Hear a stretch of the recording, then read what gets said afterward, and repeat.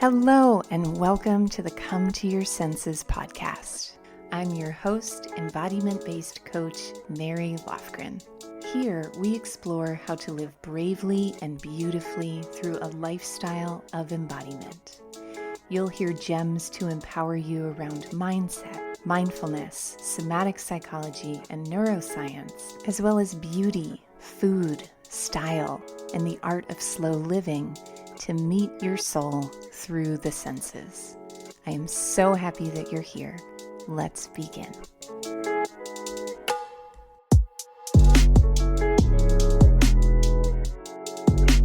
Hello, everyone. Welcome to Come to Your Senses. I am coming to you from the OG Come to Your Senses recording studio, my very own closet. For the last several months, you know that I've been on a tour of the U.S. looking at different cities to move to, and I am back in my house in Asheville, North Carolina. I felt moved to really use my own blender and sleep in my own bed for the first time in almost 7 months and see my people. And so I am coming to you live from the floor of my closet once again, and happy to be here with you to share a topic that has been by special request. Many of you have emailed us, and you are always welcome to email your special episode requests at hello@schoolofsensualliving.com. We love to hear from you. But many of people have emailed me asking for tips and instruction on the art of dating yourself. And so in my world, when it comes to developing a loving and quality relationship with yourself, we have two tools. I call it the feather duster and the wrench. The wrench is our shadow work. It's when we get in there deep and we resolve things from the past and we give those outdated beliefs a big fat tune-up.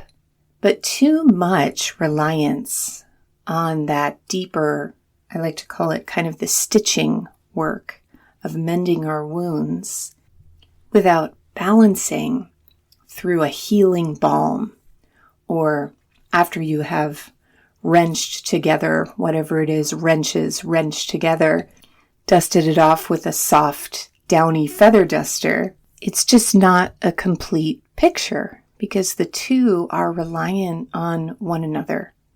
If the work of returning to ourselves is arduous and dark and shadowy and intense 100% of the time, not only is it unpleasurable, but it's unsustainable.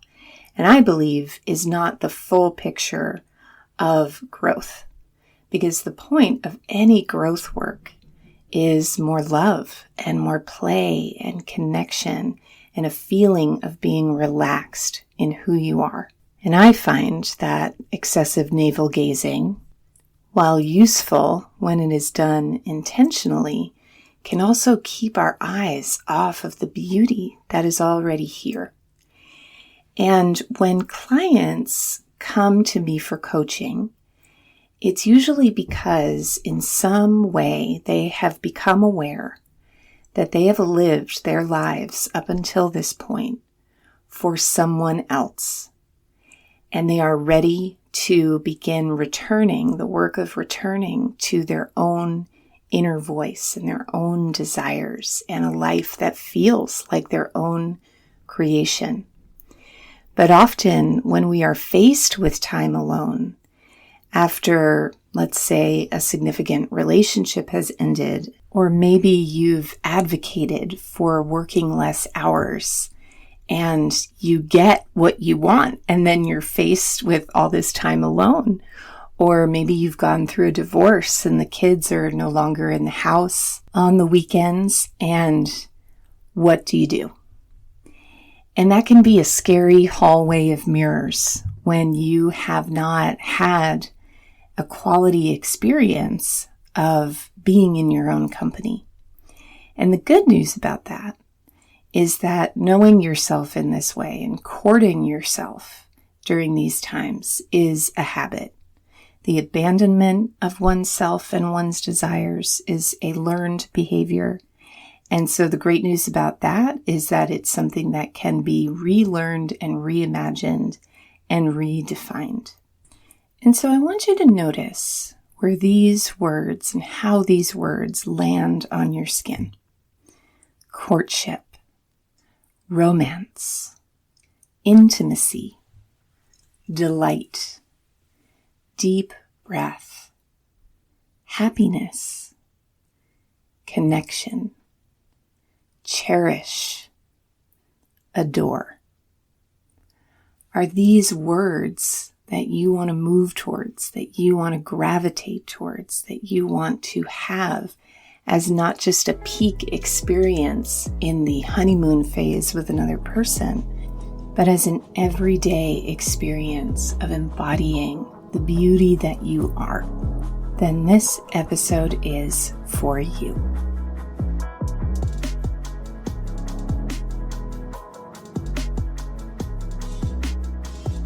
So, self-dating is a topic I know a lot about. Like a lot. There have been many times in my life where I have wanted to hit the reset button after a significant relationship or after having a bad experience with relationships where I needed time, sometimes years, to reorient to my relationship to myself as being the sun in my universe, rather than someone or something else being that which I orbit around. And a practice that has really, really helped me with that is the practice of self-dating.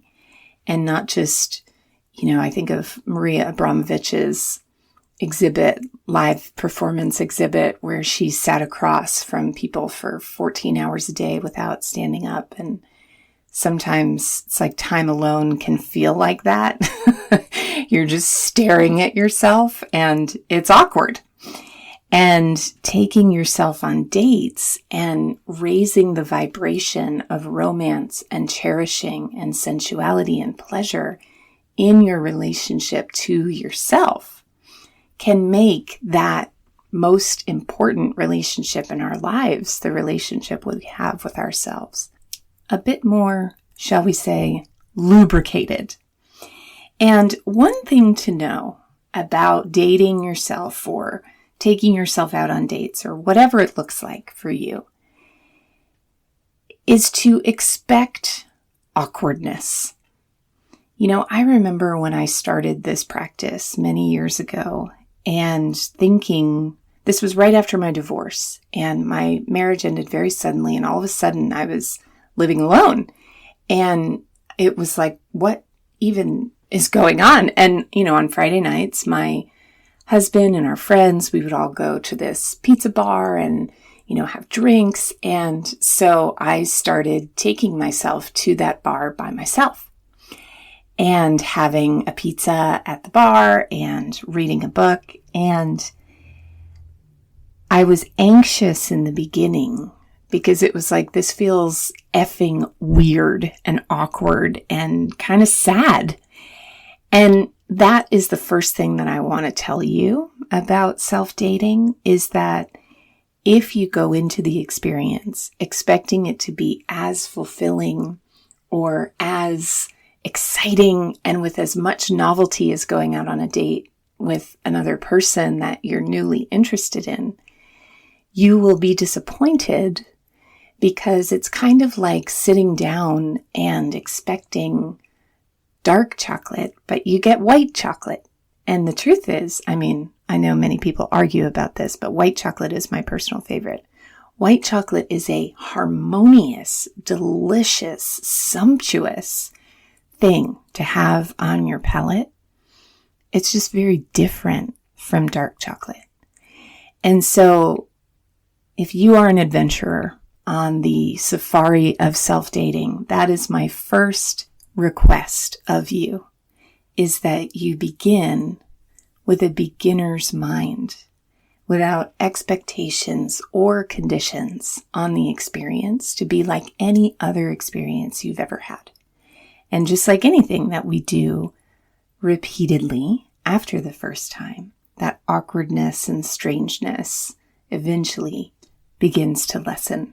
When I take myself out on dates and spend quality time with myself, one other thing that I think is really important to remember is that you are simply using this open space and open time to enjoy yourself. Do you ever notice that, let's say you go to a museum, we very rarely say, wow, I really enjoyed that museum. We say, I really enjoyed myself there.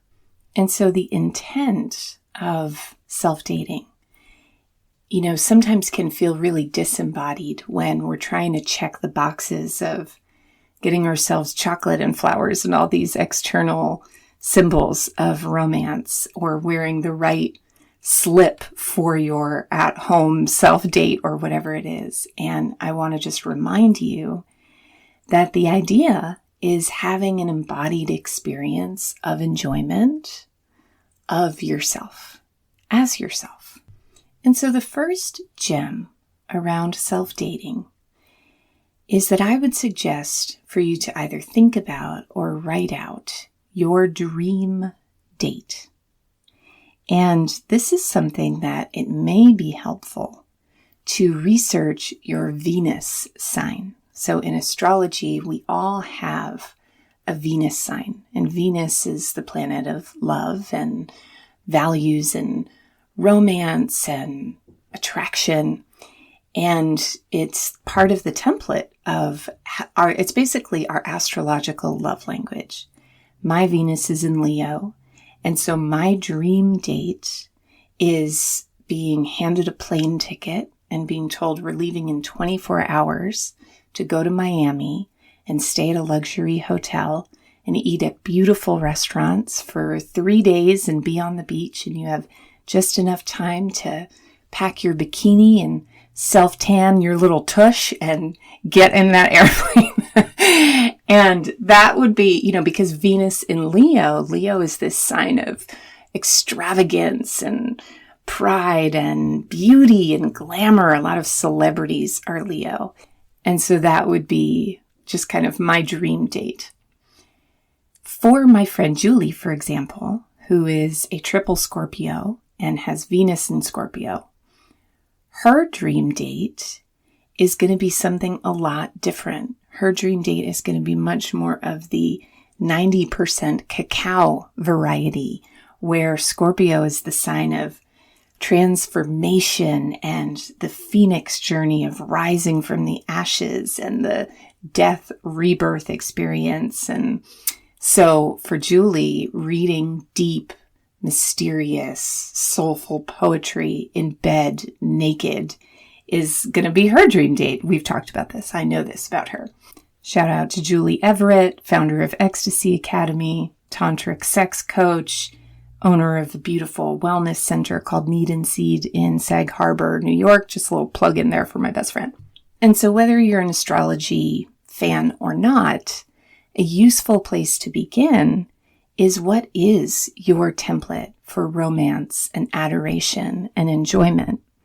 For example, I think of another friend who would just love to go to a museum and look at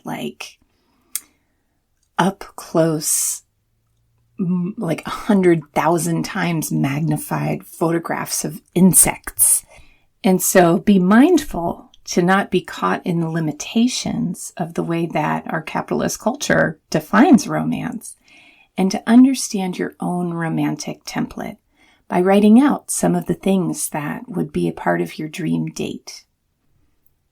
The next gem is, while your dream date might be being whisked off to some magical location, is to also consider what are some of those everyday things that bring you enjoyment. And so I sketched out a little list of my own. Things that I do to bring myself on a date are I will go to a museum and I will leave my phone in the car and I will have 2 or 3 hours to dedicate to just wandering and being inspired and pausing to sit and read in my journal or sketch and just really allowing the art to seep into my cells. I also love to go to a restaurant, a fancy restaurant, and sit at the bar, especially early in the night before it gets too crowded. And I will order whatever I want off of the menu, typically a 3-course meal. I love kind of spoiling myself with an appetizer, a main course, a dessert. And I used to get a cocktail, but now I get a mocktail. I love going into a bookstore without my wallet. With my wallet, I will go into the agonizing place of, God, I already have so many books. I shouldn't buy more, but I really want this one. And so going into especially an older bookstore, a used bookstore, or a niche bookstore, like a feminist bookstore, something local, really tickles my fancy and my need for intellectual stimulation. And of course, my wallet is in the car, so I can go back in and buy a book if I really want it. Another thing that I really enjoy is getting a massage or getting some sort of body work, and then taking myself out to a favorite cafe for a cup of tea or coffee. And again, no phone, just bringing my journal or a book and allowing myself to linger and digest the experience of the massage. I love going to art films. I will go to art films and independent films any night of the week. And I also think independent film houses are just such a national treasure, and I love supporting them, and they just teem with charm and romance.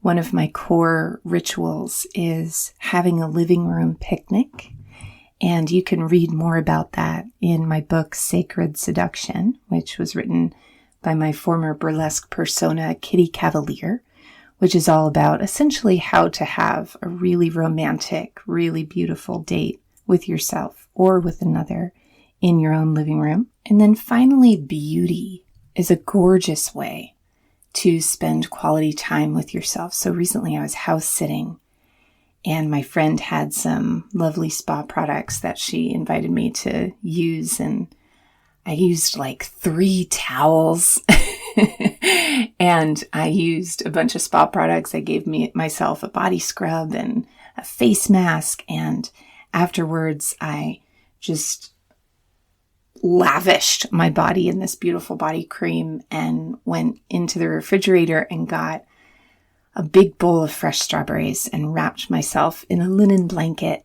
as though it were a sarong. And I got in their big bed and I turned on Netflix, and I was just happy as a clam. It was honestly one of the most sweet and special moments. I'll post a picture of it in the show notes from this episode. And then finally, something that feels very arduous to me in the lead up, but that I absolutely love the result of, is my decorating projects. And so, for example, I am desiring to create a wall in my hallway of all of my desires and basically create a gallery wall, which is kind of a pain in the ass to create. And if I'm like, I have to create that gallery wall on like a Saturday afternoon, it doesn't feel enjoyable. But if I make a date out of it and kind of like having a mise en place, I make sure I lay out all of my tools, like my level and my pencil and my frames and my mats, and I curate the photographs and I order myself my favorite takeout, then it becomes a quality experience. And so that is another jewel or gem, is that when it comes to dating ourselves, really anything can be like a date or a romantic gesture when it is done with intention. And so something you may have heard me talk about on the podcast before is anticipatory care, where you anticipate the needs of your future self and you take care of your future self. And an example of this would be setting up the coffee maker the night before so that you have fresh coffee upon awakening. And you might do this every night, and it's like a chore of something you have to remember before you go to bed. But with just a simple shift in mindset of, I'm going to take care of you, sweetheart. I love you so much, and I want you to have all the ease and pleasure in the world. So I am going to set up this coffee maker so that when you awaken, the first thing to fill your nostrils is this gorgeous Guatemalan dark roast because you deserve it. Talking to yourself in that way while you're setting up the coffee maker is a lot different than, I have to be up so early tomorrow. And so a simple shift in mindset can help increase the loving frequency of your actions. And then the last gem I have to share with you on this topic is that I think dating myself is not just about the time that I spend with myself, but I include friends because I'd go on double dates if I was dating someone. And so my ultimate self-care, my ultimate luxury is to go on short weekend vacations with girlfriends. I will also enroll my friends in erotic adventures. So for example, this past Valentine's Day, my friend Julie and I, who I mentioned just a moment ago, sent each other Valentine's fantasies of if I were to create a Valentine's ritual for you with all of the accoutrement and superpowers in the world, this is what it would look like. And oh my goodness, it was, because it's like your girlfriends love you in a way that intimate partners, may never understand. Like there is a quality of intimacy in my inner world and my secret self that I share with my best friend that I just simply don't always share with my partner, or where they don't fully understand it. And so having the lavish attention of a best friend who knows all the nooks and crannies of my being and what I love, and who can shower me with a vision of exactly how I want to be loved and delighted, is just so special and so satisfying. Another Valentine's caper that I went on with another best friend named Julie was we went to Tea and Sympathy in New York City on Valentine's Day morning for heart-shaped scones and hibiscus tea, pink tea. And I brought Valentine's cards with me. And there were two men sitting next to us.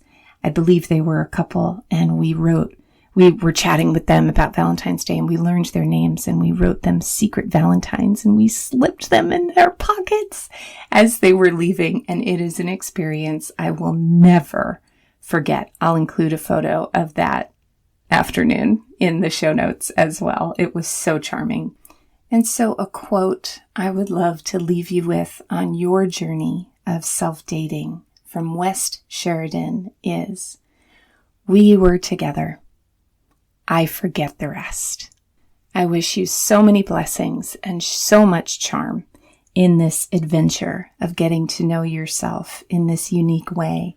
And if you are entering a new chapter, reinventing yourself, and you desire support and some steering in that process, please head to schoolofsensualliving.com/coaching to join the waitlist for Embodied Intelligence Coaching. This was such a delightful truffle of an episode to record for you. If you enjoyed it, I would be so honored if you would leave a review on iTunes. And thank you so much for listening. See you next time.